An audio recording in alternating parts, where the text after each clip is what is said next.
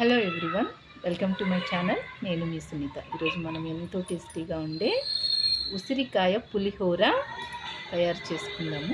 అందుకు stove on చేసుకొని దానికి కావాల్సినంత ఆయిల్ వేయాలి. అందులో పోపు దినుసులు, ఆవాలు, జీలకర్ర, ఉద్దిపప్పు, శనగగింజలు వేసుకోవాలి. ఇవి కొద్దిగా బాగా ఫ్రై అవ్వాలి. ఉసిరికాయ పులిహోర హెల్త్కి చాలా మంచిది. ఇది ఈ చలికాలంలో చేసుకొని తినడం వల్ల చాలా మంచిది. హెల్త్కి, హెయిర్కి, స్కిన్కి కూడా చాలా మంచిది. అప్పుడప్పుడు లెమన్తోనే కాకుండా ఇలా ఉసిరికాయతో కూడా పులిహోర చేసుకోండి. ఇప్పుడు మనము కట్ చేసి పెట్టుకున్న గ్రీన్ చిల్లీ ఒక 5 వేసుకుందాము. గ్రీన్ చిల్లీ కూడా బాగా రోస్ట్ అవ్వాలి. ఇందులోనే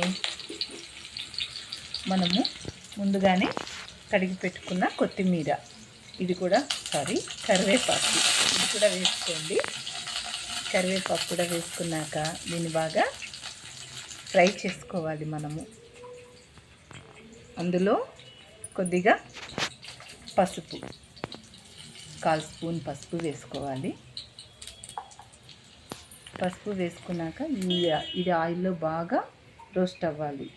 కట్ చేసి పెట్టుకొని మిక్సీకి ఈ విధంగా పేస్ట్ లాగా చేసి పెట్టుకోవాలి. ఉసిరికాయలు బాగా పేస్ట్ చేసి పెట్టుకున్నాం కదా, ఈ పేస్ట్ని కూడా మనము ఆయిల్లోనే వేసి ఫ్రై చేసుకుందాము. ఈ ఆయిల్లో ఇది కూడా బాగా రోస్ట్ అయ్యి కొద్దిగా ఆయిల్ అంతా అబ్జర్వ్ చేసుకొని, ఎక్కువసేపు అవసరం లేదు, ఒక 5 మినిట్స్ రోస్ట్ చేసుకుంటే సరిపోతుంది. ఇందులో టేస్ట్కి తగిన ఉప్పు వేసుకుందాం. ఉప్పు వేసుకున్నాక ఒకసారి మళ్ళీ దీన్ని మనము బాగా కలుపుకుందాము.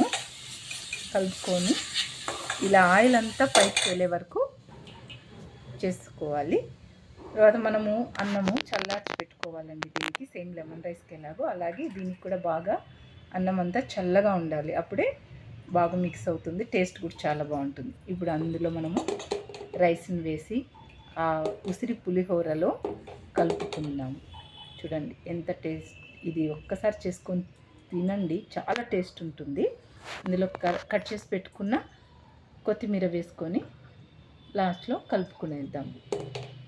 తప్పకుండా ఇది చేసి తిని నాకు లైక్ చేయండి. నా వీడియో నచ్చితే మీ ఫ్రెండ్స్కి షేర్ చేయండి. తప్పకుండా నా ఛానల్ని సబ్స్క్రైబ్ చేసుకోండి ప్లీజ్. Bye bye.